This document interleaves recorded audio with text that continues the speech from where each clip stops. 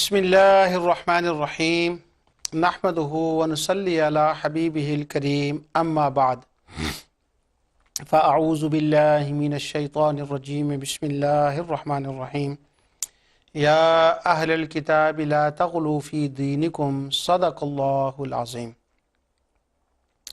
اللہ تعالیٰ کی رحمت اور اس کی عنایت سے میں آپ کے سامنے مسئلہ بدعت پر گفتگو کر رہا ہوں۔ میں یہ عرض کر رہا ہوں اس وقت کہ احادیث کے اندر جو بدعت سیئہ اور بدعت ضلالہ بیان کی گئی ہے، جن پر لعنتیں آئی ہیں، ان کے مصداق کون لوگ ہیں اور وہ کن پر ان کا اطلاق ہوتا ہے۔ پچھلے پروگراموں میں نے عمرو بن لحی، یہود و نصارہ اور مشرکین اور دیگر کفار کی مثالیں آپ کو دی تھیں۔ ابھی میں اس پر بیان کر رہا تھا کہ وہ وقت جو تھا وہ پورا ہو گیا، تو کچھ باتیں وہ رہتی تھیں۔ انشاءاللہ آج کے پروگرام میں وہ باقی کی باتیں آپ کے خدمت میں عرض کرتا ہوں۔ چونکہ تفصیل سے اس ٹاپک کی میں نے پچھلی بار تعارف کرا دیا تھا کہ بدعت سے مراد بدعت کفریہ بھی ہوتی ہیں جو عقائد کے باب میں ہوتی ہیں، اور جو عمل کے باب میں ہے ان کا الگ الگ درجہ ہے کہ وہ قبیحہ ہو سکتی ہے، مذمومہ ہو سکتی ہے، اور وہ حرام ہو سکتی ہے، مکروہ تحریمی ہو سکتی ہے، اگر ایمانیات کے باب میں ہو تو کفر شرک ہو سکتی ہے۔ اسی ٹاپک کو میں آگے چلا رہا ہوں۔ آج میں اپنی بات کو اس جگہ سے شروع کر رہا ہوں کہ بدعت جو ہے وہ کیا ہے۔ تو پہلے میں شروع کرتا ہوں اپنی باب کو امام بخاری کی علیہ الرحمہ کی اس کتاب سے، صحیح بخاری سے، اس کا کہ امام بخاری نے باب الاعتصام کے اندر یہ روایت جو ہے یہ بیان کی ہے، اور اس کی ہیڈنگ انہوں نے دی ہے، معاف کیجیے گا وہ پیچھے ورق صفحہ ہو گیا تھا، کتاب الاعتصام، اور اس باب کا نام ہے باب ما یکرہ من التعمق والتنازع والغلو فی الدین والبدع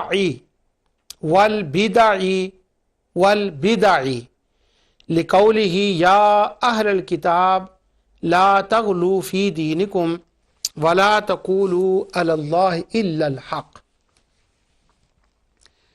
اس کا مطلب اس باب کا یہ ہے کہ علم میں بہت ہی غور و فکر کرنا اور بعض مسائل میں اس میں تنازع کرنا اور دین کے اندر غلو کرنا، ایک پہلا انہوں نے لفظ لکھا ہے والغلو فی الدین، اور والبدع، اور دین کے اندر بدعت کرنا۔ میرا چونکہ موضوع بدعہ ہے اس لیے میں اسی لفظ کے اوپر رہوں گا، اور باقی جو انہوں نے کہا ہے کہ تنازع کرنا علم کے باب میں، اس میں سختی کرنا، زیادہ تعمق کرنا اس کے باب میں، وہ جو احادیث اس باب میں لائے ہیں وہ دیگر روایات ان کے بارے میں بھی ہیں، لیکن چونکہ میرا موضوع صرف بدعت ہے تو میں نے اسی پر ہی عرض کرنا ہے آپ کے سامنے۔ اب امام بخاری نے جو یہ باب قائم کیا ہے تو اس نے بدعت کا معنی یہاں بیان کر دیا، اور اس کے بعد جو وہ حدیث لائے ہیں اس میں تو صاف ہو گئی بات۔ وہ فرماتے ہیں کہ بدعت کیا ہے؟ دین کے اندر غلو کرنا اور بدعت کرنا۔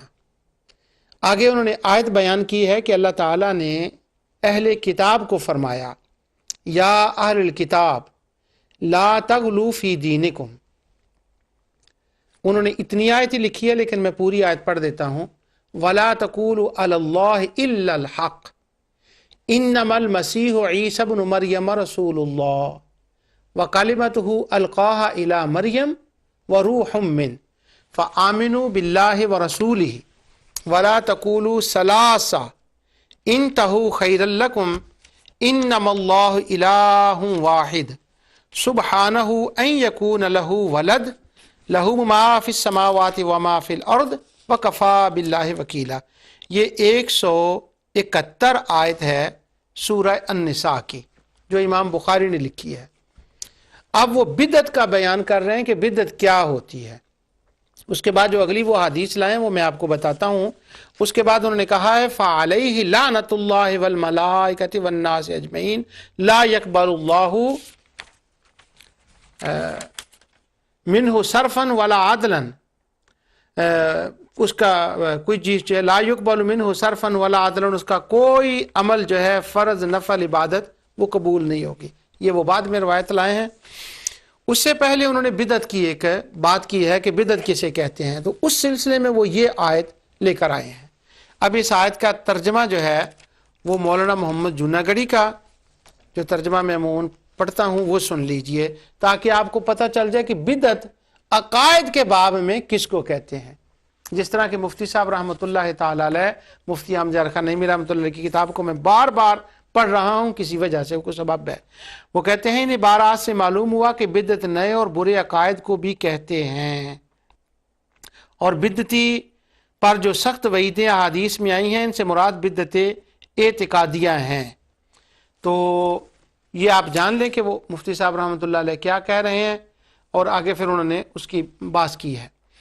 اب وہ جو جس کو امام بخاری نے بدعہ کہا ہے اور جس پر امام بخاری نے آگے حدیث کوٹ کی ہے کہ ان کا عمل اس کا کوئی نیکی کا کام قبول نہیں ہوتا، ان پر ملائکہ انبیاء کی صلحاء کی سب کی لعنت ہو، وہ کیا ہے؟ وہ آیت کا پورا ترجمہ میں مولانا محمد جوناگڑھی سے پڑھ رہا ہوں۔ حافظ صلاح الدین یوسف کی تفسیر ہے، کنگ فہد کمپلیکس کا یہ چھپا ہوا ہے، اور مجھے عمرے پر یہ گفٹ میں سعودی عرب سے ملا تھا۔ وہ ترجمہ پڑھ رہا، کہتا ہے اے اہل کتاب، یہ میں جو آیت پڑھنے لگا ہوں امام بخاری کہتے ہیں یہ بدعت ہے۔ اے اہل کتاب، اپنے دین کے بارے میں حد سے نہ گزر جاؤ، اور اللہ پر بجز حق کے اور کچھ نہ کہو۔ مسیح ابن مریم علیہ السلام تو صرف اللہ کے رسول ہیں اور اس کے کلمہ کن سے پیدا شدہ ہیں، جسے مریم علیہ السلام کی طرف ڈال دیا تھا، اور اس کے پاس روح ہیں، اس لیے کہ اللہ تعالیٰ کو اور اس کے سب رسولوں کو مانو، اور نہ کہو کہ اللہ تین ہیں، اللہ تین ہیں، اس سے باز آ جاؤ کہ تمہارے لیے بہتر ہے۔ اللہ عبادت کے لائق تو صرف ایک ہی ہے، اور وہ اس سے پاک ہے کہ اس کی کوئی اولاد ہو۔ اسی کے لیے ہے جو کچھ آسمانوں میں ہے اور جو کچھ زمین میں ہے، اور اللہ کافی ہے کام بنانے والا۔ پھر میں پڑھتا ہوں باب کا نام، باب ما یکرہ من التعمق والتناوز والغلو فی الدین والبدع لقولہ یا اہل الکتاب۔ یہاں پر امام بخاری نے بدع کا لفظ لکھا ہے، اور اس کے ساتھ جو آیت دی اس کا ترجمہ میں نے پڑھ دیا۔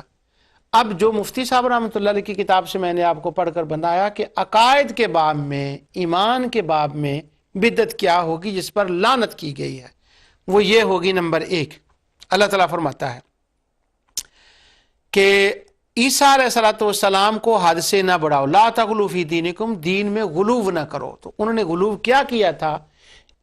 اگلی جو سورت ہے سورہ مائدہ، اس کی 2 آیتوں کے اندر اللہ تعالیٰ نے لفظ غلو کی خود تشریح فرما دی ہے کہ غلو کسے کہتے ہیں۔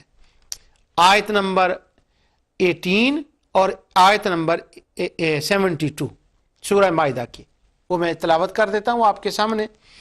لَقَدْ كَفَرَ الَّذِينَ قَالُوا إِنَّ اللَّهَ هُوَ الْمَسِيحُ ابْنُ مریم، انہوں نے کفر کیا جنہوں نے کہا کہ مسیح ابن مریم ہی اللہ ہے۔ یہ غلو ہے اور یہ بدعت فی الدین ہے، اور دین سے مراد اعتقاد ہے، یعنی یہ کہنا کہ اللہ تعالیٰ نے حلول کر دیا تھا عیسیٰ علیہ السلام کے اندر، نعوذ باللہ، تو یہ دین میں غلو ہے اور یہ دین میں بدعت اعتقادیہ ہے۔ اس کے بعد حضرت عیسیٰ علیہ السلام کے بارے میں حلول کا قاعدہ قائم کر دینا، اور پھر یہ کہنا کہ اللہ تعالیٰ کی ذات جو ہے وہ مرکب ہے 3 اجزاء سے، ایک کا نام باپ، ایک کا نام مقدس روح، اور ایک کا نام بیٹا ہے، اور وہ عیسیٰ علیہ السلام ہے۔ تو اللہ تعالیٰ فرماتا ہے وَلَا تَقُولُوا ثَلَاثَةٌ، وہ مسئلہ تثلیث جو ہے نا، یہ تثلیث کا مسئلہ کہ 3 خدا مان لینے کے خدا 3 اجزاء سے مرکب ہے، یہ نہ کہو۔ اور اس سے پہلے ہے فآمنوا باللہ ورسولہ، اللہ پر ایمان لاؤ اور رسول اللہ صلی اللہ علیہ وسلم پر ایمان لاؤ، اور ٹرینٹی نہ مانو، عیسیٰ علیہ السلام کے اندر حلول نہ مانو خدا کا، اور 3 خدا کے حصے نہ مانو، انتہو خیر لکم، اللہ تعالیٰ تمہیں اس سے منع کرتا ہے، اس سے باز آ جاؤ، اور اللہ تعالیٰ تو ایک ہے، سبحانہ ان یکون لہ ولد، وہ اولاد سے پاک ہے، چونکہ حضرت عیسیٰ علیہ السلام کے لیے وہ ابن اللہ کا لفظ کہتے تھے کہ وہ اللہ تعالیٰ کی اولاد ہے، اس معنی میں، کس معنی میں؟ تقول ثلاثہ، اس معنی میں کہ وہ 3 مل کر خدا بنتے ہیں، نعوذ باللہ۔ اور بعد دہریوں کے، جو دہریے قسم کے عیسائی تھے، ان کے نعوذ باللہ اس سے بھی بڑے غلیظ عقیدے تھے جو اس وقت میرے زیر بحث نہیں ہے۔ اللہ کی اولاد ماننا، 3 خدا ماننا، اور کسی کو خدائی کے درجے پر پہنچا دینا، یہ غلو فی الدین ہے، اور امام بخاری کہتے ہیں والبدع، یہ بدع ہے۔ حضرت سیدنا عیسیٰ علیہ السلام کے تشریف دنیا سے لے جانے کے بعد، تشریف لے جانے کا مطلب یہ ہے کہ آسمان پر جانے کے بعد، یہ جو انہوں نے بدع کی دین عیسوی کے اندر، وہ یہ بدعتیں تھیں جو میں نے آپ کو بتائی ہیں۔ تو اس سے پتہ چلا کہ بدع لفظ جو ہے، اس پر آپ اس پر جو ہے وہ لفظ بدع سن کر، یا بس وہ اتنی سی بات کہہ کر اس کے اوپر غضب میں آ جانا، اور صدق اللہ العظیم جو تلاوت کے آخر میں کہیں، ان کے بارے میں کہنا ان کا نہ نفل قبول، نہ ان کا روزہ قبول، وہ تو جہنمی ہو گئے، اور نبی کریم صلی اللہ علیہ وسلم نے تو وارن کیا تھا ایسے لوگوں کے ساتھ نہ بیٹھو، یہ بات درست نہیں ہے۔ وہ روایات عقائد کے باب میں ہے، اور ایسے لوگوں کو ایڈریس کر رہی ہیں جنہوں نے حضرت مسیح علیہ السلام کے دین کو اس طرح سے بدل دیا۔ اور امام بخاری سے میں بات کر رہا ہوں، انہوں نے اسی کو لفظ بدع کے اندر استعمال کیا۔ اب حضور نبی کریم صلی اللہ علیہ وسلم نے ایک حدیث دوسری اسی باب الاعتصام کے اندر امام بخاری نے لائے ہیں، وہ کہتے ہیں کہ یہ حضرت انس سے ہے، یہ مختلف مقامات بخاری کے میں آئی ہے، مسلم میں بھی آئی ہے، مشہور حدیث ہے، اور آپ سمجھ جائیں گے جب میں یہ بتاؤں گا آپ کو۔ حضرت انس فرماتے ہیں احرم رسول اللہ صلی اللہ علیہ وسلم المدینۃ قال نام ما بین کذا الی کذا لا یقطع شجرها من احدث فیہا حدثا فعلیہ لعنت اللہ والملائکۃ والناس اجمعین۔ حضرت انس کہتے ہیں کہ نبی کریم صلی اللہ علیہ وسلم نے فرمایا کہ حضرت انس فرماتے ہیں حضور صلی اللہ علیہ وسلم نے مدینہ کو حرم بنایا۔ جی ہاں بنایا۔ عاصم کہتے ہیں کہ میں نے ان سے پوچھا، وہ راوی جو ہیں وہ کہتے ہیں میں نے حضرت انس سے پوچھا حضور صلی اللہ علیہ وسلم نے بنایا حرم؟ انہوں نے کہا جی حضور صلی اللہ علیہ وسلم نے حرم بنایا مدینے کو۔ ایک چلتا چلتا جملہ بول رہا ہوں، اللہ کے سوا تو کوئی کچھ کر نہیں سکتا، اور یہاں کیا ہے؟ رسول اللہ صلی اللہ علیہ وسلم نے حرم بنایا خدا کی عطا سے، اور فرمایا کہ اس کو میں نے حرم بنا دیا، اور اس کی ایک حد مقرر کر دی، بینہ قضاء الی قضاء، یہاں سے لے کر یہاں تک۔ اب یہ حرم بن گیا ہے، لا یقطع شجرہا، اس کا کوئی درخت نہ کاٹا جائے، اس کا ادب کیا جائے، مقصد یہ ہے کہ اس کا ادب کیا جائے۔ اب اس کے بعد رسول اللہ صلی اللہ علیہ وسلم نے بنایا ہے اس کو حرم، مدینہ منورہ کو، اور مکہ کو حرم بنایا ابراہیم علیہ السلام نے، وہ دوسری روایات بخاری اور مسلم کے اندر ہی ہے۔ اب اس کے بعد حضور وہ فرما رہے ہیں کہ من احدثا فیہا حدثا، جو اس کے اندر مدینہ منورہ کے اندر بدعت کرے، اس پر لعنت اللہ والملائکۃ والناس اجمعین، اس پر اللہ تعالیٰ کی، ملائکہ کی اور تمام جہان والوں کی لعنت ہو۔ امام بخاری باب کتاب الاعتصام، پھر اس کے بعد بدعت کے رد میں حدیث لا رہے ہیں، اور پھر اس میں یہ حدیث لا رہے ہیں حضور نے کیا کیا تھا؟ حرم بنایا مدینے کو، اور پھر فرمایا جو اس کے اندر بدعت کرے۔ اب بدعت کیا ہوگی اس کے اندر؟ اس حدیث کے روح سے حرم بنایا مصطفیٰ نے، تو بدعت کیا ہوگی کہ کوئی کہہ دے کہ یہ حرم نہیں ہے، اس کے درخت کاٹنے جائز ہیں، اس کا ادب نہیں ہے، تو جب وہ یہ کہے گا نا کہ اس کا ادب نہیں ہے، یہ حرم نہیں ہے، تو مصطفیٰ کے بنائے ہوئے حرم کو تبدیل کر دینا، لعنت اللہ والملائکۃ والناس اجمعین، ایسے بدعتی کے اوپر خدا کی لعنت، ملائکہ کی لعنت۔ کس نے؟ جس نے بدعت کی ہے مدینے کے اندر، اور بدعت کی کیا ہے کہ حضور علیہ الصلوۃ والسلام نے حرم بنایا اور اس نے اس کو حلال کر دیا، اس کو حرم بنائے ہوئے کو حرم سے نکال دیا کہ یہ حرم نہیں ہے۔ تو یہ حدیث کا اطلاق امام بخاری اس پر کر رہے ہیں، اور ہمارے دوست شبہ ڈالنے والے اس کا اطلاق کس کے اوپر کرتے ہیں؟ سبحان اللہ، وہ اس کا اطلاق کرتے ہیں جو جمعرات کو ختم دے، رکھتے ہیں سامنے بخاری اور پڑھتے ہیں بخاری کی حدیث۔ دیکھیں حضور نے لعنت فرمائی بدعتیوں پر بھی فرمائی ہے، کس پر؟ جو جمعرات کے دن ختم دے، جو صدق اللہ العظیم کہے۔ یا رب العالمین میری اس بات کو لوگوں کے دل و دماغ تک پہنچا دے۔ بدعتیوں پر لعنت کی ہے، کن بدعتیوں پر؟ جنہوں نے دین میں غلو کیا ہے۔ عمر بن اس کا کیا نام تھا، عمر بن لوہی پر، یہود و نصارہ، مشرکین، خدا کی اولاد ماننے والے، عقیدہ تسلیم کو بیان کرنے والے، رسولوں پر ایمان نہ لانے والے، چونکہ انہوں نے پیچھے سے جو دین آ رہا تھا نا، اس دین کو بدل کر ایک نیا کام شروع کر دیا۔ کیا کام؟ وہ یہ تھا کہ خدا تین ہے، خدا کے تین حصے ہیں، تثلیث کر دی، یہ بدعت بن گئی۔ ادھر سے عیسیٰ علیہ السلام کے اندر خدا کا حلول مان لیا، بدعت بن گئی۔ اور مدینہ منورہ کو حضور نے حرم بنایا، اس کو کہا یہ حرم نہیں ہے، یہ مدینہ کے اندر بدعت، اس کے اوپر لعنت ہو گئی۔ میں مجھ سے گزرا نہیں جا رہا اس بات سے۔ مدینہ حرم تھا، لڑائی حرام تھی اس کے اندر، اور اس کا ادب فرض ہے مسلمانوں کے اوپر۔ اب ذرا تھوڑا سا تاریخ کے ورقوں کو الٹیں اور یہ دیکھیں کہ یہ حرم جو مدینہ تھا، اس کے اندر لڑائی کرنے کی بدعت کو کس نے ایجاد کیا تھا، اور مدینے کے ادب کو کس نے ختم کیا تھا۔ اب ذرا نچلے درجے پر آ جائیں، عمر بن لوہی سے اور عقیدہ تثلیث سے دوسرے درجے پر آ جائیں کہ کس نے کیا تھا۔ دنیا جانتی ہے، کائنات جانتی ہے کہ جس نے مدینے کا ادب نہ کیا، وہاں کے درخت تو ایک طرف رہ گئے۔ حضور علیہ الصلوۃ والسلام نے تو یہ فرمایا تھا نا، تو اس کے درخت نہ کاٹے جائیں۔ وہ جب بھی میں نے جو حدیث پڑھی ہے کہ حضور نے فرمایا درخت نہ کاٹے جائیں اس کے، وہ تو یہ تھا کہ اس کے درخت نہ کاٹے جائیں۔ اب ایک بندہ اور ہوا، آیا تاریخ کے اندر، اس نے کیا کیا؟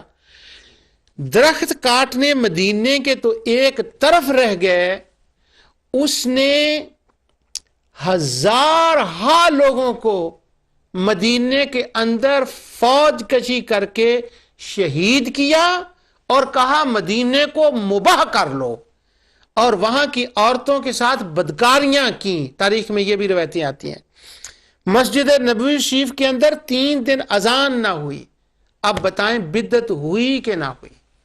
مدینے کو جو حرم تھا، وہ حرم کو بدلا کہ نہیں بدلا؟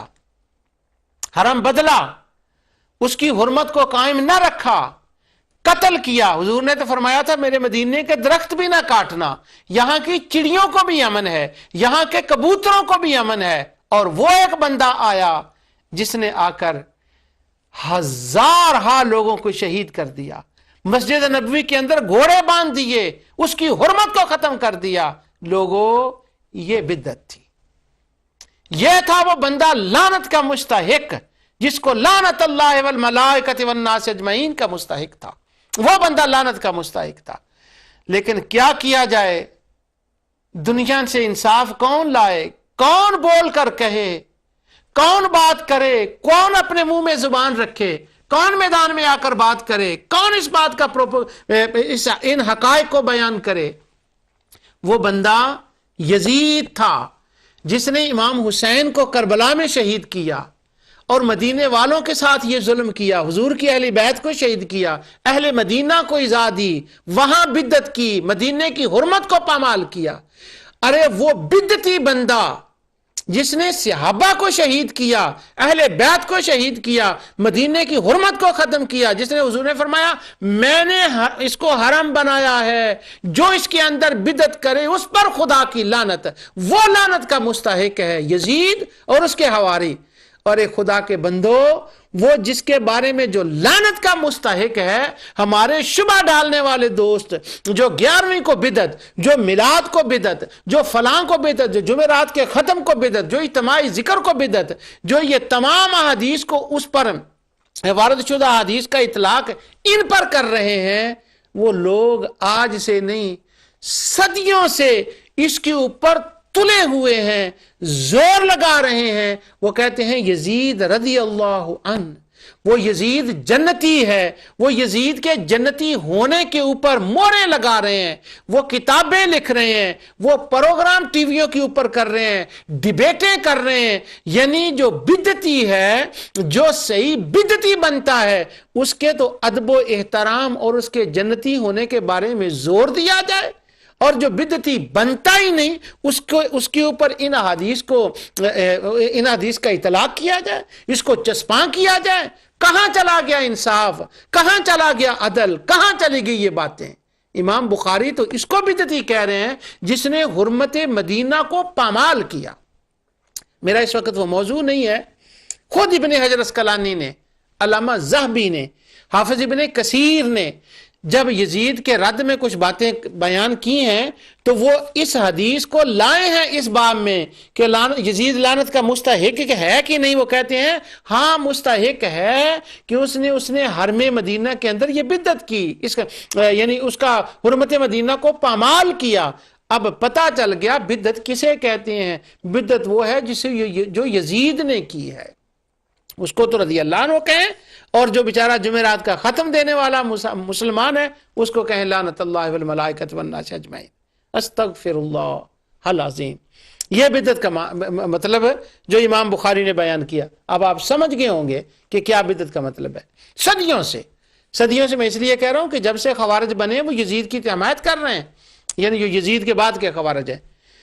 علامہ ابن الجوزی رحمت اللہ تعالی علیہ عظیم محدث ہیں، انہوں نے لعن یزید کے بارے میں ایک کتاب لکھی، اور وہ لعن یزید کے بارے میں کتاب لکھی اس طرح سے کہ اس زمانے کا ایک بندہ عبد المغیث تھا، اور اس کا شبہ ڈالنے والوں کے ذہنوں کے ساتھ تھا۔ شبہ ڈالنے والے دوست بڑی تعریف کرتے ہیں اس کی کہ بڑا بندہ تھا جی۔ اس نے امام ابن الجوزی کے ساتھ یہ بحث مباحثہ کیا کہ یزید جنتی ہے اور وہ رضی اللہ عنہ ہے، اور وہ بڑا چنگا بندہ تھا، ہمارے باپ سے بھی اچھا تھا۔ شبہ ڈالنے والے دوست جو کہتے ہیں، عبد المغیث نے بھی یہ کیا۔ جب اس نے یہ کیا تو علامہ ابن الجوزی نے لعن یزید کے اوپر ایک کتاب لکھی۔ الحمدللہ وہ کتاب اس کا ابن کثیر نے بھی تذکرہ کیا ہے البدایہ والنہایہ کے اندر کہ لعن یزید کے اوپر کتاب ہے وہ۔ حافظ ابن تیمیہ نے فتاویٰ کے اندر بھی اس کا تذکرہ کیا کہ وہ کتاب ہے۔ حال ہی میں ہمارے ایک فاضل دوست علامہ مولانا عمر حیات قادری، یہاں وہ ہڈرسفیلڈ میں انگلینڈ میں رہتے ہیں، انہوں نے اس کتاب کا ایک کسی اور فاضل دوست سے ترجمہ کرایا اردو کے اندر، اور انہوں نے اس کتاب کو فری تقسیم کیا ہے۔ بس میں نے وہ کتاب کا بھی حوالہ دے دیا، وہ اردو میں اویلیبل ہو گئی ہے، وہ ملتی ہے۔ اور ساتھ یہ میں کہہ رہا ہوں کہ دیکھیں بدعتی کس کو کہتے ہیں۔ اب میں دوسری بات آپ کو کر رہا ہوں، کسی اور طرف بات چلی گئی۔ یہی حدیث دوبارہ امام بخاری لائے ہیں، وہ کہتے ہیں کہ بدعت کیا ہے۔ آگے وہ حدیث لائے ہیں کہ حضرت علی رضی اللہ تعالی عنہ نے خطبہ دیا، قال خطبنا علی علی منبر من اجر وعلیہ سیف فیہ صحیفہ معلقۃ فقال واللہ ما عندنا من کتاب یقرأ الا کتاب اللہ وما فی هذه الصحیفہ فنشرها فاذا فيها اسنان الابل واذا فيها المدینہ حرم من عیر الى كذا فمن احدث فيها حدثا فعليه لعنۃ اللہ والملائکۃ والناس اجمعین لا يقبل اللہ من صرفا ولا عدلا۔ حضرت علی رضی اللہ تعالیٰ ممبر پر چڑھے، اصل میں وہ کسی کا رد کر رہے ہیں۔ کسی نے یہ کہا تھا اصل قرآن حضرت علی کے پاس ہے، کچھ خاص علوم ہے جو حضرت علی کے پاس قرآن ہے یا فلاں ہے اور وہ انہوں نے چھپا کر رکھا ہوا، تو حضرت علی رضی اللہ تعالیٰ ان کا رد کر رہے ہیں، فرما رہے ہیں کہ خبردار، ہمارے پاس کتاب اللہ ہے اور یہ میرے پاس جو کچھ چیزیں لکھی ہوئی ہیں یہ فلاں فلاں چیز ہے۔ اس کے اندر انہوں نے وہ کچھ اونٹوں کے معاملات تھے وہ ایک لکھا، اور فرمایا کہ دوسری بات یہ لکھی ہوئی ہے کہ مدینہ حرم ہے، یہاں سے لے کر یہاں تک جو اس کے اندر کوئی بدعت جاری کرے اس کے اوپر اللہ کی، ملائکہ کی اور سب کی لعنت ہے، اور وہ اس کا کوئی عمل جو ہے وہ قبول نہیں ہوگا۔ یہ حضرت علی رضی اللہ تعالیٰ نے فرمایا۔ اب یہاں اس کانٹینس میں اگر دیکھیں، اگر کوئی بندہ یہ کہے کہ یہ قرآن مکمل نہیں ہے، نعوذ باللہ، اس کے اندر کوئی ہیرا پھیری ہوئی ہے، کچھ آیتیں رہ گئی ہیں، کچھ آیتیں ادھر ادھر چلی گئی ہیں، تو امام بخاری اس روایت کو اس کے اندر لائے ہیں کہ یہ بدعت ہے اور یہ بدعت کفریہ ہے، یہ کفریہ بدعت ہے، اس کے اوپر ان حدیث کا اطلاق ہوتا ہے۔ لیکن ہمارے شبہ ڈالنے والے دوست جو ہیں، اللہ اکبر، وہ ان باتوں پر ان احادیث کا اس کے اوپر اطلاق کرتے ہیں۔ اب وہ جو کتاب الجمعہ کی حدیث میں پچھلے باب میں پڑھ چکا ہوں، میں دوبارہ پڑھتا ہوں آپ کے سامنے۔ ابھی زمانہ نبی کریم صلی اللہ علیہ وسلم اس خطبے کو، جمعے کے خطبے میں ارشاد فرماتے ہیں، حال ہی میں شرک کا زمانہ ختم ہوا، اللہ تعالیٰ نے غالب کیا اسلام کو، اور مکے والے ابھی مشرک ہیں، مدینے کے اندر بھی مشرک ہیں، مدینے کے اندر یہود بھی ہیں، نصارہ بھی ہیں، اور مسلمان جو ہیں ان کو اللہ تعالیٰ نے ہدایت عطا فرما دی، اور وہ کفر و شرک کی بدعات مکہ میں بھی ہیں، مدینہ میں بھی ہیں، مکہ ابھی فتح نہیں ہوا، مکہ سے فتح ہونے کی پہلی بات ہے، اور اثرات ہیں ہر طرف کفر و شرک کے، اور نبی کریم صلی اللہ علیہ وسلم پر ایمان لانے والے صحابہ وہ حضور کے سامنے موجود ہیں، اور جو حالات ہیں وہ یہ ہیں، اور ان میں منافق بھی بیٹھے ہوئے ہیں جن کے مشرکوں کے ساتھ تعلقات ہیں، وہ وقت ہیں، حالات ہیں۔ یہاں ہم جو انگلینڈ میں لوگ رہتے ہیں، جب کرسمس کے دن آتے ہیں تو ہم اپنے بچوں کو بتاتے ہیں کہ یہ کرسمس ہمارا دن نہیں ہے، سکولوں میں ہو رہے ہوتے ہیں، فلاں ہو رہے، وہ ساری باتیں ہوتی ہیں، تو ہم کرسمس کے بارے میں بتا رہے ہیں کیونکہ وہ ماحول ہوتا ہے اس طرح سے۔ تو نبی کریم صلی اللہ علیہ وسلم اس وقت جمعے کا خطبہ ارشاد فرما رہے ہیں، حضور فرماتے ہیں، اما بعد فإن خیر الحدیث کتاب اللہ، سب سے بہترین چیز کتاب اللہ ہے۔ کیوں؟ کہ ارد گرد کے ماحول وہ تھے جنہوں نے کتاب اللہ کی جگہ انبیاء علیہ السلام کی تعلیمات کو ختم کر دیا اور نئی باتوں کو شروع کر دیا تھا، وہ ماحول ہے۔ اور حضور فرماتے ہیں بہترین حدیث کتاب اللہ ہے، اور بہترین ہدی راستہ میرا راستہ ہے، وَشَرَّ الْأُمُورِ مُحْدَثَاتُهَا وَكُلُّ بِدْعَةٍ ضَلَالَةٍ۔ اب کتاب آ گئی، میرا رستہ آ گیا، جو کچھ میں تمہیں دے رہا ہوں، اگر کوئی بندہ ان کے اندر تبدیلی تغیر کر دے جس طرح سے کیا تھا، یہاں وہ لفظ نہیں، جس طرح سے نہیں ہے، لیکن ماحول کا تقاضا یہ ہے، جیسے وہ عمر بن لوہی ہے، یہود ہیں، نصارہ ہیں، جنہوں نے اپنے انبیاء کے دین کے اندر نئے کام کیے، اور وہ نئے کام کیا تھے؟ وَشَرَّ الْأُمُورِ مُحْدَثَاتُهَا لَا تَغْلُوا فِي دِينِكُمْ وَلَا تَقُولُوا عَلَى اللَّهِ إِلَّا الْحَقَّ۔ ان کے بارے میں حضور فرما رہے ہیں کہ جو بدع دلالہ ہے، اور بدع دلالہ کفر میں بھی، عمل میں بھی، عقائد میں بھی، ہر باب میں وہ چلتی ہے جہاں جہاں اس کا نمبر آتا ہے۔ تو نبی کریم صلی اللہ علیہ وسلم اس سے آگاہ فرما رہے ہیں کہ خبردار، ان لوگوں نے اس طرح کیا تھا، تم نے اس طرح سے نہیں کرنا۔ تو حضور علیہ الصلوۃ والسلام ان کو جو اسلام کے خلاف ہیں، جن کی اسلام میں کوئی اصل نہ ہو، ان کے بارے میں سرکار دو عالم صلی اللہ علیہ وسلم ارشاد فرما رہے ہیں۔ ہمارے شبہ ڈالنے والے دوست اس کو کسی اور طرف لے جاتے ہیں۔ اچھا، اس سے پہلے میں آپ کو ایک اور بات بتا دوں کہ وہ بدعتیں جو تھیں، جو مشرکین نے جن کی ابتدا کی تھی، وہ تب پڑھ آیا ہوں میں ابن کثیر سے بھی اور قرطبی سے بھی، کہ وہ بدعتیں تھیں، حرام اور حلال کے رول انہوں نے اپنے سیٹ اپ کر دیے، دین ابراہیمی کو تبدیل کر دیا۔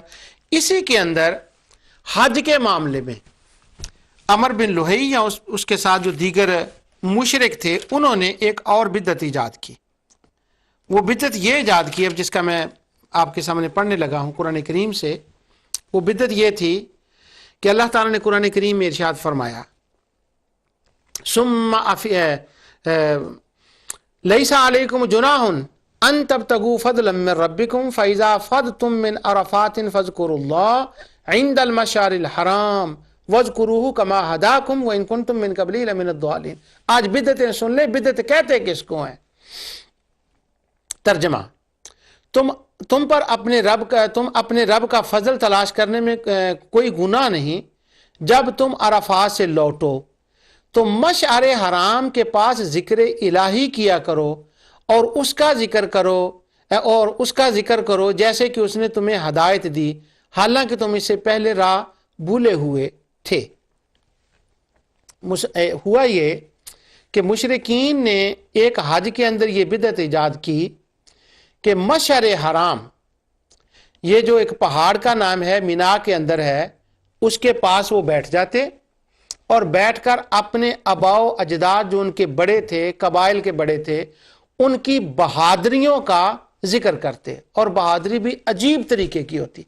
जो तारीख के अंदर मुफस्सिरीन ने यहाँ इसके ऊपर लिखा है वो ये है कि वो एक कहता मेरे बाप ने इतनी बीवियां की, इतने लोगों को कत्ल किया, इतनों को लूटा, ये सखावत की, यानी वो सब इकट्ठे बैठ जाते। एक बंदा खड़ा होता, वो अपने कबीले की तारीफें करता, उनका जिक्र करता। दूसरा खड़ा होता, वो उनके कबीले की जिक्र करता, इसके ये काम, इसके ये काम, इसके ये काम। तो मशअरे हराम जो पहाड़ है उसके करीब बैठकर उनकी ये मीटिंग होती। लेकिन सैयदना इब्राहीम अलैहिस्सलाम और इस्माईल अलैहिस्सलाम, और जब तक दीन इब्राहीमी में उन्होंने ये बिदअत ईजाद नहीं की थी, उस वक्त क्या था? उसी मशअरे हराम के पास बैठकर खुदा का जिक्र होता, खुदा की नेमतों का जिक्र होता, तौबा इस्तिगफार होती। इन्होंने आकर इसको बदल दिया। अब इन्होंने ये मेला बनाया हुआ था। तो नबी करीम सल्लल्लाहु अलैहि वसल्लम पर जब कुरान करीम नाजिल हुआ तो अल्लाह ताला ने हिदायत दी कि जब तुम अरफात से लौटो तो मशअरे हराम के पास बैठकर क्या करो? फज़कुरुल्लाह इंदल मशअरिल हराम वज़कुरूहु कमा हदाकुम। उसके पास बैठकर अल्लाह ताला का जिक्र करो जिस तरह से तुम्हें जिक्र करने का हुक्म दिया गया है। अल्लाह ताला ने उसका जिक्र किया है। वज़कुरूहु मशअरिल हराम वज़कुरूहु कमा हदाकुम व इन कुंतुम मिन क़ब्लिही लमिनद्दालिन। तो वहां उसको रोका गया। अब इस मजहब क्या था, दीन क्या था, वहां जिक्र करो। उन्होंने क्या किया? अपने आबा व अजदाद का जिक्र शुरू कर दिया। फ़इज़ा क़ज़यतुम मनासिककुम फ़ज़कुरुल्लाह कज़िक्रिकुम आबाकुम औ अशद्द ज़िक्रा। फिर जब तुम अरकान हज अदा कर चुको तो अल्लाह का जिक्र करो जिस तरह तुम अपने बाप दादा का जिक्र किया करते थे, बल्कि उससे भी ज्यादा। अब यही सहाबाए किराम पहले वही तो काम करते थे। यानी क्या करते थे? इस्लाम की नेमत दौलत मिलने से पहले वो अपने आबाओ अजदाद का जिक्र करते थे। अब हुक्म दिया उस तरह से नहीं, तुम जिक्र किया करो, उससे ज्यादा अल्लाह का जिक्र किया करो। अब मैंने यहाँ जो पॉइंट बयान करना चाहता हूँ वो ये है, लोगों सुनो, बिदअत ये थी वहां बैठकर बाप दादे का जिक्र करना। ये मुशरिकीन ने बिदअत ईजाद की थी। अल्लाह ताला ने इससे रोका और कहा नहीं, वो गलत है, अल्लाह का जिक्र करो।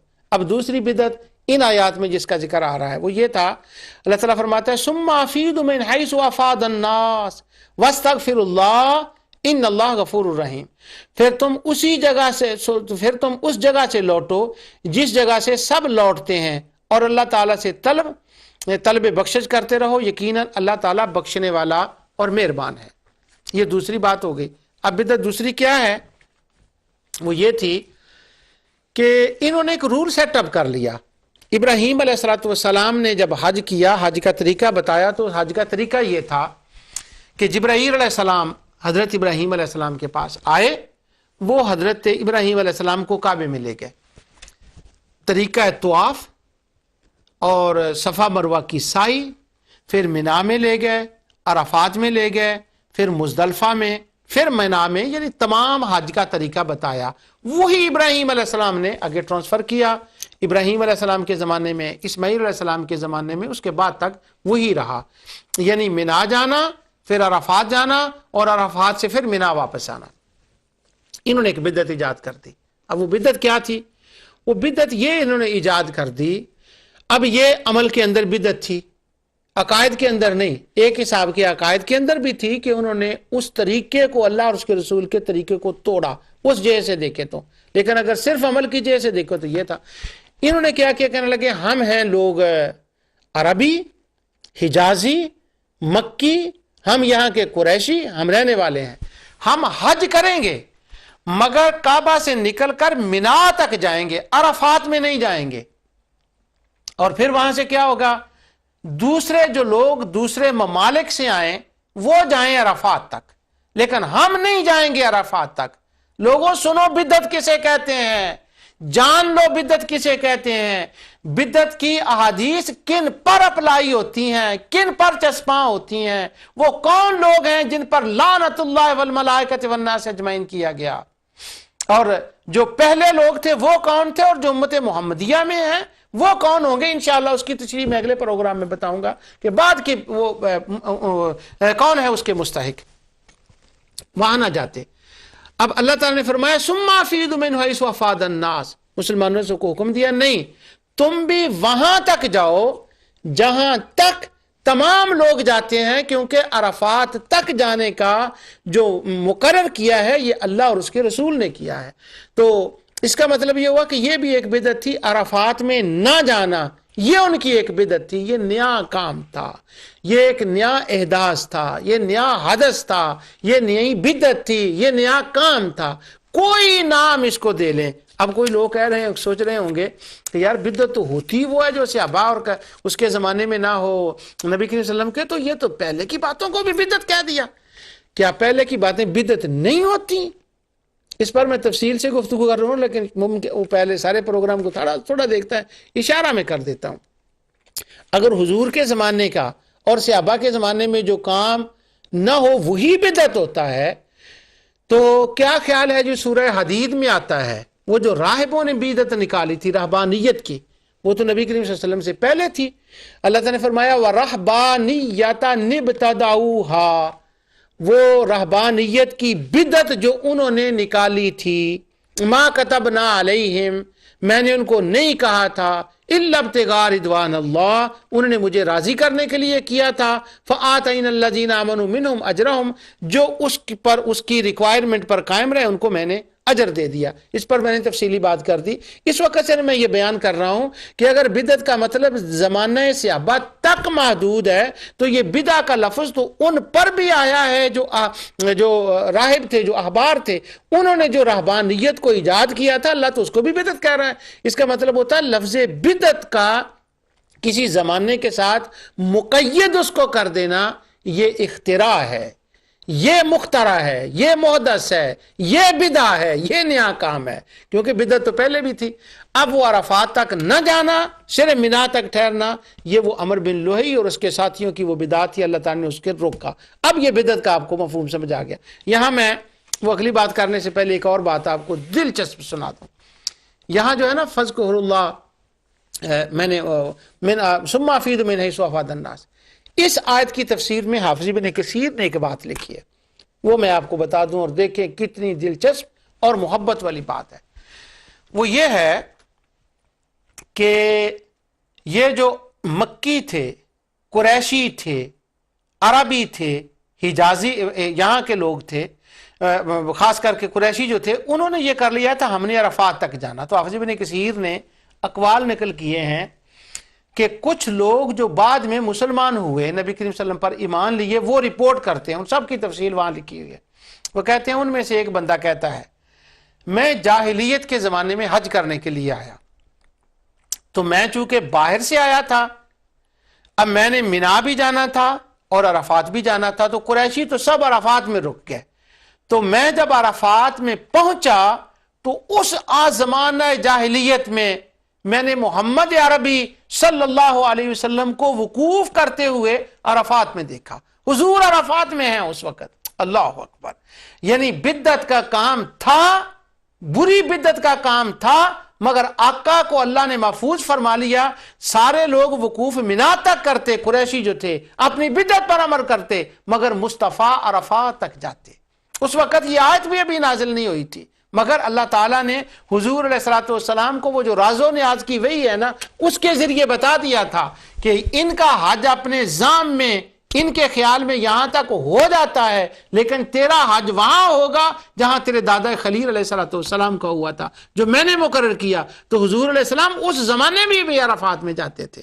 تو میرا کہنے کا مقصد یہ ہے کہ یہ بدعت جس کو کہا جا رہا ہے، جس کو کیا جا رہا ہے، وہ بدعت نہیں بنتی، بدعتیں یہ باتیں ہیں جو میں آپ کے سامنے آپ کو بتا رہا ہوں، اور جو وعیدیں آئی ہیں وہ اسی کے بارے میں ہے۔ پھر سن لیں مولانا سرفراز خان صفدر صاحب کی کتاب کا حوالہ، وہ کہتے ہیں کہ مفتی صاحب لکھتے ہیں کہ بدعت اور بدعتی پر جو سخت وعیدیں احادیث میں آئی ہیں، ان سے مراد بدعت اعتقادیہ ہی ہے۔ حدیث میں ہے کہ جس نے بدعتی کی تعظیم کی اس نے اسلام کے ڈانے میں مدد دی، یعنی بدعت اعتقادیہ کی۔ آگے مولانا سرفراز خان صاحب اپنا اوپینین لکھتے ہیں، کہتے ہیں بلا شک وعید شدید ایسی ہی بدعات پر وارد ہوئی ہے۔ کن بدعات پر؟ جو یہ ہیں۔ اس لیے محدثین نے جب بحث کی ہے کہ بدعت کیا ہوتی ہے تو علماء نے یہ تفصیلات بیان کی ہیں کہ بدعہ لفظ سے نہیں بھاگنا چاہیے، حدث لفظ سے نہیں بھاگنا چاہیے۔ اگر وہ اچھا ہے تو اچھا ہے، اگر وہ برا ہے تو وہ برا ہے۔ مثلا یہ لغات الحدیث سے میں آپ کو بتاتا ہوں کہ انہوں نے جب علامہ ابن اسیر نے حدث کا لفظ بیان کیا ہے تو اس کا انہوں نے کہا ایاکم و محدثات الامور، نئے کام جو دین میں نکالے جائیں وہ اس کا نام لیتے ہیں، وہ مردود ہیں، اور وہ کام وہ ہیں کہ جو کام قرآن اور حدیث کے خلاف ہوں۔ یعنی وہ بات بتاتے ہیں کہ اس کا کیا مطلب ہے، لیکن وہ کس کے پاس اتنا ٹائم ہوتا ہے یا کون جاتا ہے کہ وہ سارا ان باتوں کو دیکھے؟ بس وہ تو اپنی ایک بات میں ایسے طریقے سے بات کرتے ہیں، لوگ مان لیتے ہیں، بیچارے سیدھے سادھے ہوتے ہیں۔ آج صبح میری بیٹی مجھے کہنے لگی، سعدیہ، اس نے کہا کہ لوگ ان کی بات کیوں مانتے ہیں؟ تو وہ ماشاءاللہ سائیکالوجی پڑھی ہے اس نے، تو اس نے اپنے سائیکالوجی کے اعتبار سے بتایا۔ وہ کہنے لگی یہ اس لیے مانتے ہیں کہ نیچرلی طور پر بندہ جب یہ سوچتا ہے نا کہ میں اس بندے سے بہتر ہوں، یا میں اس بندے کو بحث میں ہرا سکتا ہوں، یا کسی کے خلاف بات کرنا کہ یہ کچھ نہیں جانتا میں جانتا ہوں، یہ جو جذبہ ہے نا یہ شیطان اپنی طرف سے بندے کے اندر بڑا ڈالتا ہے۔ تو جب وہ لوگ اپروچ کرتے ہیں تو وہ کہتے ہیں یہ جو لوگ کام کر رہے ہیں نا یہ غلط ہے۔ اب بندے کے اندر ایک جذبہ پیدا ہوتا ہے کہ میں بھی کہوں یہ غلط ہے، ماں باپ غلط ہیں، بہن بھائی غلط ہیں، قبیلے والے غلط ہیں، تو وہ غلط کہنے کا جو جذبہ ہوتا ہے نا انسان کے اندر پروو کرنے کا، وہ اس اینگل سے بندے کو اپروچ کرتے ہیں، اس لیے بندے سیدھے سادھے مان جاتے ہیں۔ اسی طرح بدعت کا مسئلہ ہے، شرک کا مسئلہ ہے، یا حرام کا مسئلہ ہے۔ اب لفظ بدعہ اور حدث جو میں آپ کو بتا رہا ہوں یہ مولانا وحید الزمان صاحب نے اس کا بیان کیا ہے، اور یہ دیکھیں یہ کس طرح سے اس کا اپلائی کر رہے ہیں۔ پہلے ابن اسیر کا انہوں نے شروع کیا، اب میں یہ بتا ہی رہا ہوں کہ اطلاقات میں کس طرح سے غلطی ہوتی ہے، اور وہ جو احادیث ہیں ان کو کس طرح سے اطلاق ان کا غلط کیا جاتا ہے۔ کہتے ہیں بدعن، اس کا مطلب ہے شروع کرنا، ایک نئی چیز نکالنا، پیدا کرنا جس کی کوئی مثال نہ ہو، کنواں کھودنا۔ بادعن، ایک اس کا معنی بڑا ہونا بھی ہوتا ہے۔ تبدیعن، کسی کو بدعتی کہنا۔ آگے اس کے بعد وہ کہتے ہیں کہ علامہ ابن اسیر وہ کہتے ہیں کہ حضرت عمر فاروق رضی اللہ تعالی عنہ نے فرمایا نعمت البدع، یہ حضرت عمر نے تراویح کی ایک جماعت کر دینے کی نسبت کہا، یعنی بدعت اچھی ہے۔ بدعت کی دو قسم ہے، ایک بدعت دلالت جس کو سیئہ بھی کہتے ہیں، اور دوسری بدعت ہدایت جس کو بدعت حسنہ بھی کہتے ہیں۔ یہ علامہ ابن اسیر نے تقسیم کر دی، یعنی بد ان کا جتنا ترجمہ مولانا وحید الزمان نے کیا نا النہایہ سے، وہ یہ ہے کہ بدعت کی دو قسمیں ہوگی، حسنہ اور سیئہ، اور حسنہ کا جو دلیل ہے وہ سیدنا عمر فاروق رضی اللہ تعالی عنہ کے اس قول سے ہے کہ نعمت البدع، کہ یہ اچھی بدعت ہے۔ آگے پھر وہ مزید دلیل لائے ہیں علامہ ابن اسیر، وہ کہتے ہیں من سن سنتا حسنہ کان لہ اجرھا واجر من عمل بها ومن سن سنتا سیئتا کان علیہ وزرھا وزر من عمل بها۔ وہی بات وہ لے کر آئے ہیں کہ نبی کریم صلی اللہ علیہ وسلم نے فرمایا کہ جو اسلام کے اندر اچھا کام کرے اسے بھی اجر ملے گا، اور جو اس پر عمل کرے اسے بھی اجر ملے گا، اور اگر کسی نے برا کام کیا تو برا کام کرنے والے نیا برا کام کیا تو اس کو بھی اس کا گناہ ہوگا، اور جو اس پر عمل کریں گے ان کو بھی اس کا سزا ملے گی۔ آگے وہ کہتے ہیں حضرت عمر رضی اللہ تعالیٰ عنہ نے جو ہر روز تراویح کی جماعت قائم فرمائی، یہ بدعہ حسنہ ہے۔ تو آگے وہ کہتے ہیں اس کے خلاف اگر وہ چیز ہو تو جو قرآن و سنت کے خلاف ہو تو وہ بدعت دلالہ ہوتی ہے۔ یہاں تک یہ تھا ابن اسیر کا ترجمہ جو مولانا وحید الزمان حیدرآبادی نے کیا۔ اب مترجم کہتا ہے، اب وہ ابن اسیر کی بات ختم ہو گئی، اب وہ دیکھیں مترجم کیا کہتا ہے۔ وہ آگے لکھتے ہیں کہ یہ جو انہوں نے کہا ہے کہ بدعت کی دو قسمیں ہیں، بدعت حسنہ اور سیئہ، وہ کہتے ہیں کہ جب ہم حدیث کو پڑھتے ہیں تو اس میں تو آتا ہے کل بدعت ضلالۃ، کہ ہر بدعت ہی گمراہی ہے، ہر کام ہی، ہر بدعت ہی گمراہی ہے۔ تو اس کا تو مطلب ہوا کہ ساری بدعتیں گمراہی ہو گئی، ساری بدعتیں یعنی حضرت عمر رضی اللہ تعالیٰ کو یہ نہیں پتا تھا کل بدعت ضلالۃ ان کا کیا مطلب ہے کہ ہر بدعت دلالہ ہے۔ اصل میں یہ کسی حدیث نہیں ہے، یہ حدیث کا ایک آخری ٹکڑا ہے، وہ آگے چل کر میں پڑھوں گا، جس سے یہ صاحب استدلال کر رہے ہیں کہ بدعت تو اچھی ہوتی کوئی نہیں، اس کا میں آگے جا کر پڑھوں گا۔ یہ پوری پیچھے سے حدیث آ رہی ہے، حضور نے گنوایا ہے کہ یہ کام برا، یہ کام برا، یہ کام برا، یہ کام برا۔ جب یہ گنوائے تو آخر میں جا کر فرمایا کل بدعت ضلالہ، یہ تو سارے گمراہی کے کام ہیں۔ اب انہوں نے وہ ساری حدیث کو چھوڑ دیا اور ایک ٹکڑے کو لے لیا۔ آگے پھر اس کا وہ بیان کرنے لگے کہ بدعت کسے کہتے ہیں۔ کہتے ہیں کہ جو بدعت یہ ہے کہ دین میں جو کوئی نئی بات بغرض ثواب اور اجر نکالی جائے جس کی دلیل کتاب و سنت سے نہ ہو اور قرون ثلاثہ میں اس کی نظیر نہ ملے، جیسے کوئی شخص ایک طرح کی نماز ایجاد کر دے۔ آگے وہ کہتے ہیں جیسے صلاۃ الرغائب، کہ کوئی بندہ ایک زیادہ نفل پڑھے اور اس کا نام یہ رکھ دے، صلاۃ غوثیہ یہ اس کا نام رکھ دے، کوئی نفل پڑھ لے نصف شعبان کی رات وہ پڑھ لے، تو یہ ساری بدعت جو ہیں یہ بدعت سیئہ ہیں۔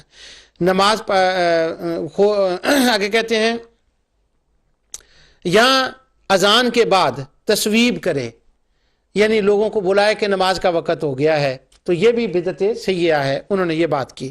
آگے وہ کہتے ہیں نماز کے بعد کوئی مصافحہ کرے یا معانقہ کرے، یہ بھی بدعت سیئہ ہے۔ اب وہ کہہ رہے ہیں کہ بدعت سیئہ وہ ہے جس کی قرآن و سنت میں کوئی اصل موجود نہ ہو۔ اب یہ مثالیں دے رہے ہیں کہ وہ کون کون سی بدعتیں ہیں۔ یا مجلس میلاد کرے، یا وہ عرس کرے، یا چراغاں کرے، یا وہ 11ویں کرے، یا وہ صوم کرے، یا وہ 40ویں کا ختم دعائے۔ سبحان اللہ۔ کہتے ہیں یہ ساری بدعتیں ہیں، تو انہی کے بارے میں حدیث میں آتا ہے کل بدعت ضلالہ، کہ ساری بدعتیں دلالہ ہیں اور ان کا کرنے والا بندہ جہنمی ہے۔ سبحان اللہ۔ وہ جو احادیث ہیں جن کا اطلاق ان پر ہونا چاہیے جن کے بارے میں آپ کو تفصیل سے بتا چکا ہوں، اب یہ ان کا اطلاق کس پر کر رہے ہیں، ابن اسیر کیا کر رہے ہیں اور یہ کیا لکھ رہے ہیں۔ اصل میں مسئلہ یہ ہے کہ ہمارے جو شبہ ڈالنے والے دوست ہیں نا، انہوں نے ایک شرک کا خیال اپنے ذہن میں ڈال لیا کہ یہ شرک ہوتا ہے۔ اب قرآن کی جتنی رد شرک کی آیات ہیں انہوں نے اس کے اوپر ان کی تلاوت شروع کر دی۔ ان کے ذہن میں یہ آ گیا کہ چہلم کرنا یا میلاد کرنا یہ بدعت ہے۔ اب جتنی بدعت کی رد بدعت کی احادیث تھی، رد بدعت میں جو احادیث ہیں انہوں نے ساری اس کے اوپر چسپاں کر دی، جیسے کہ میں آپ کو پڑھ کر بتا رہا ہوں۔ اقتداء الصراط المستقیم کے اندر حافظ ابن تیمیہ نے ایسا ہی کیا، حافظ ابن قیم نے اسی طرح کیا، اعلام کے اندر محمد بن عبد الوہاب شیخ النجدی نے اسی طرح کیا، یہ ہے۔ اور وہ حافظ زبیر علی زئی صاحب نے جو ان کی کتاب میں اس کو پیش کر چکا ہوں، آگے میں پیش کروں گا، انہوں نے بھی اس کے اوپر ایسا ہی کیا۔ تو اس طرح سے بدعات جو اصل بدعتیں ہیں ان کو چھوڑ کر جو کام سرے سے بدعت بنتے نہیں، جو کام شرک بنتے نہیں، جو کام حرام بنتے نہیں، उनको खामखा बनाकर उसके ऊपर जो है उनका इतलाक कर दिया गया। तो फिर मैं ये बात आपको वाज़ेह कर दूं, ये मुझे किसी वजह से बार बार वाज़ेह करनी पड़ रही है कि बिदअत जो होती है वो एतकाद में भी होती है, अमल में भी होती है। बाज़ बिदअतें गुमराह होती हैं, बाज़ कुफरिया शिरकिया होती हैं, बाज़ मकरूह तहरीमी होती हैं, बाज़ कबीह होती हैं, बाज़ नजायज़ होती हैं। किस दर्जे में किसी ने किया वो उसी दर्जे में उसके बारे में आएगा, तो उसी दर्जे में आएगा। इसकी इंशाअल्लाह कुछ तफसील मैंने आज बताई है, कुछ आगे, और कुछ इंशाअल्लाह आगे मैं बताता हूँ आपके बाद कि वो नबी करीम सल्लल्लाहु अलैहि वसल्लम ने जो वईदें हैं वो किन के बारे में आई हैं। अभी इस मौजू पर अगला प्रोग्राम भी इंशाअल्लाह मैं इसी पर करूँगा। अब टाइम इख्तिताम को पहुँच रहा है, इसलिए वो जो दूसरी बातें थी वो मैंने नहीं उठाई, किताबें वहीं मैंने छोड़ दी क्योंकि टाइम आखिरी वक्त में पहुँच गया है। अब कलाम का जो उसूल इख्तिताम है वो मैं इस बात पर कर रहा हूँ कि वो बिदआत जो कुफरिया शिरकिया हुर्मत में हो वो बुरी हैं, उनकी मिसालें मैंने आपको दी और कुछ इंशाअल्लाह आगे दूंगा। अब मैं आपको एक बात सुनाना चाहता हूं, वो ये, मौलाना वहीद जुज़मा साहब ने लुगातुल हदीस के नाम से ये 4 जिल्दों में किताब लिखी नहीं, कुछ उसका हिस्सा जैसे मैंने आपको बताया अन्निहाया से लिया, अल्लामा इब्न असीर से। अब इन्होंने उसका तर्जमा किया, और भी कई किताबों का इन्होंने बड़े अच्छे इन्होंने तर्जमे किए हैं। अच्छे से मुराद ये काफ़ी किताबों के। अब अच्छे क्या किए हैं उसकी मिसाल मैं आपको देता हूँ। इनका तर्जमा करने का क्यों इन्होंने तर्जमा किया, इनके जहन में क्या बात थी, क्या उन्होंने इसका तर्जमा जब सोचते थे क्यों तर्जमा करने वाले करते हैं, उसका सबब यह है कि इन्हीं किताबों के अंदर जो अरबी ज़ुबान में थी बिदअत का मतलब कुछ और लिखा था। तो उन्होंने जब तर्जमा किया तो तर्जमा करते वक्त अपनी तरफ से, जैसा मैंने अभी ये आपको पढ़कर बताया, एक खास तरीके से उसको ठोंस दिया उसके अंदर। अब जब उर्दू पढ़ने वाला पढ़ेगा तो वो ये समझेगा कि शायद यही बातें हैं, यही बिदअतें हैं। तो उन्होंने अपनी बातें दाखिल करने के लिए इतनी मेहनत की कि पूरी किताब का तर्जमा किया और साथ उसकी अपना कुछ दाखिल कर दिया।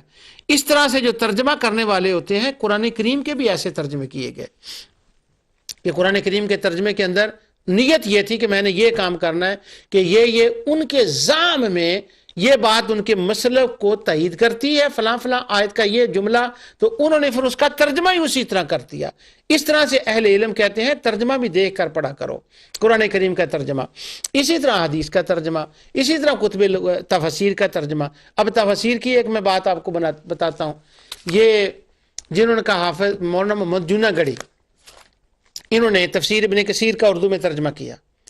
तो मैं कभी कभी उसका तकाबल करता रहता हूँ जब टाइम होता है। अब मैं 2 तकाबल उसके, इस वक्त बहुत से तकाबल हैं, 2 मैं बताता हूँ आपको। तर्जमा किया, मकसद क्या था कि जहां जहां हक बात है, अहले सुन्नत की अकायद की सपोर्ट अल्हम्दुलिल्लाह सारी सपोर्ट में है, वहां से जो कुछ हो सकता है वो करें। अब 2 मकाम में आपको बता देता हूँ। एक ये है कि या अय्युहल्लज़ीना आमनू ला तसअलू अन अशिया इन तुब्दु लकुम, जो सूरह मायदा की आयत है, इसकी तफसीर तबरी के अंदर और इब्न कसीर के अंदर यूँ लिखी है कि नबी करीम सल्लल्लाहु अलैहि वसल्लम ने एक दिन सवाल किया। असल में सवाल की भी एक बैकग्राउंड थी कि मुनाफिकों ने नबी करीम सल्लल्लाहु अलैहि वसल्लम के इल्म गैब पर इतराज़ किया कि इसको क्या पता है, इसको तो ये नहीं पता कि हम इसके सामने आते हैं हम सच्चे मुसलमान हैं कि नहीं, तो ये क़यामत की खबरें दे रहा है, नाऊज़ बिल्लाह, इसकी तो उठनी गुम होगी उसका पता नहीं। तो वो सारी बातें थी जो मुनाफिकों ने आपके इल्म पर इतराज़ किए। तो हुजूर अलैहिस्सलातु वस्सलाम जोश में आ गए, आपने खड़े होकर फरमाया जो मुझसे पूछना चाहते हो पूछ लो, मैं हर बात का जवाब दूंगा। तो लोगों ने सवाल किए और वो सवाल भी गैब के सवाल थे कि मेरा बाप कौन है। अब किसको क्या पता कि किसी का बाप कौन है, उसको क्या पता, मां के सिवा किसको पता था उस जमाने में मेरा बाप कौन है। हुजूर ने उसका जवाब दे दिया। जब नबी करीम सल्लल्लाहु अलैहि वसल्लम सवाल के जवाब दे रहे, बार बार फरमाते मुझसे पूछ लो, मुझसे पूछ लो।